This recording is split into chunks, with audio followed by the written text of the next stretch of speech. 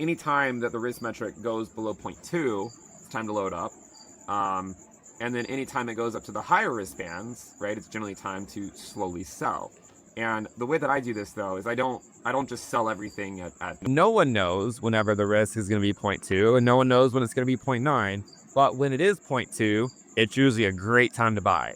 And when it's 0.9, it's usually a great time to sell. And you just have to figure out what number is, makes sense for you to buy up to, right?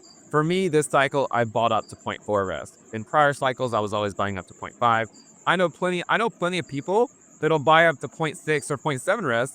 And I also know people that literally only buy when it goes below 0.2, which makes it difficult because, they're basically buying once every 4 years. But if you're patient enough to do that and you can just wait all your buys for that period, it tends to work out pretty well. So I think this is what I use. I think people could use something very similar. But this is how I would navigate Bitcoin. This translated cycle, we probably won't go to the 0.9 to 1 risk band, right? Because that would mean the peak is in. What I do is I do something called dynamic DCA, right? I don't wait for 0.9 risk to sell anything. I buy up to 0.4 risk. So I buy up to this level right here. I don't do anything between 0.4 and 0.6.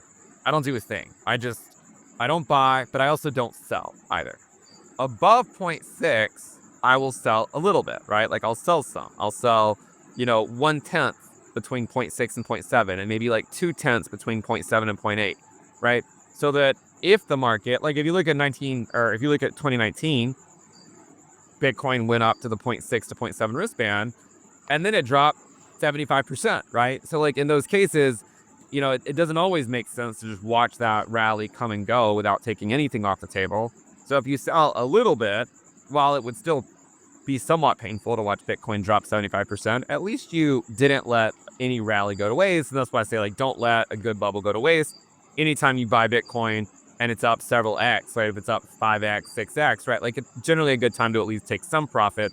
That way, if there is a 70% drop or something, you can use the proceeds of that to then buy back in and then try to gear up for another rally. So I think the way that you navigate that is and then try to gear up for another rally. So I think the way that you navigate that is you don't wait until 0.9, right? Like you dynamically do it where if it goes to say 0.6 or 0.7 or 0.8, you sell increasing amounts, right? So a lot of people, what they do is you mentioned DCA, right? They DCA in, but then when it comes to selling, they just want to sell the top and nothing else, right? Like they want to time the top to the day